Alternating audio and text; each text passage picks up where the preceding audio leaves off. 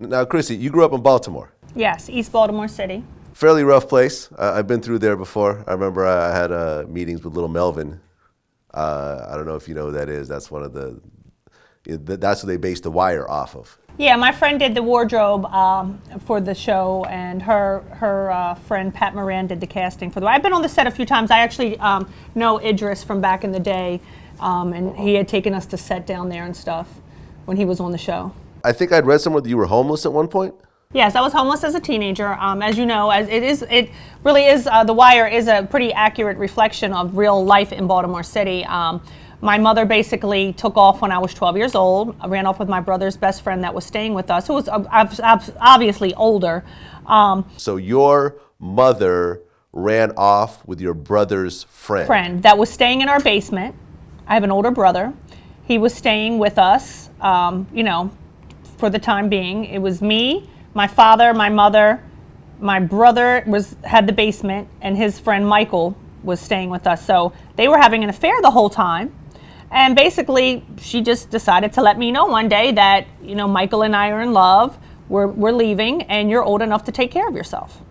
So she left me with my father, who was actually a functional alcoholic at the time, which means, he held a job, but he would go out drinking every night after work till like 11 o'clock. So I really had no supervision.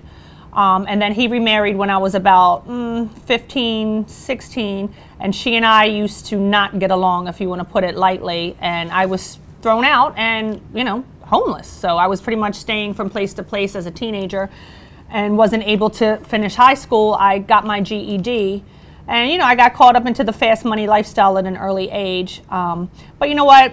I did the right things, and I always kept my head, headstrong, and, I learned a lot of valuable life lessons being independent at such an early age that I wouldn't trade for the world at this point. What was the ages of your mom and your brother's friend at that point? Do you remember roughly? Nah, I have no idea.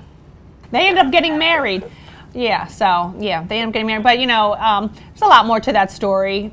You can read it in my book one day. How about that? Being homeless, especially in Baltimore, like you have to go through a fair amount of craziness. Like what do you think was the most difficult thing you had to go through during that time?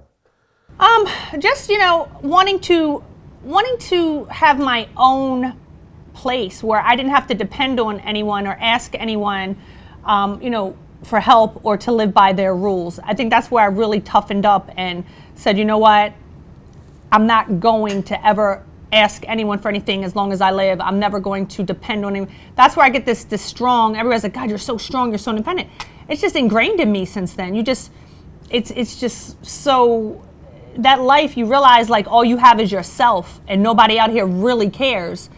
At an early age like that, it's kind of traumatizing, it was. But, I've been, past that. But it's just led those core values just to keep going no matter how hard anything ever gets. Man, I keep pressing through, and really, you really can't get me down. You really can't hurt my feelings. Like, it's just, you take a loss, you get back up, you pick back up, you rebuild it again. You know what I mean? It's just, it's hard to explain unless you're really in that life. Were you involved in any violent situations during that time, like shootings and stuff like that?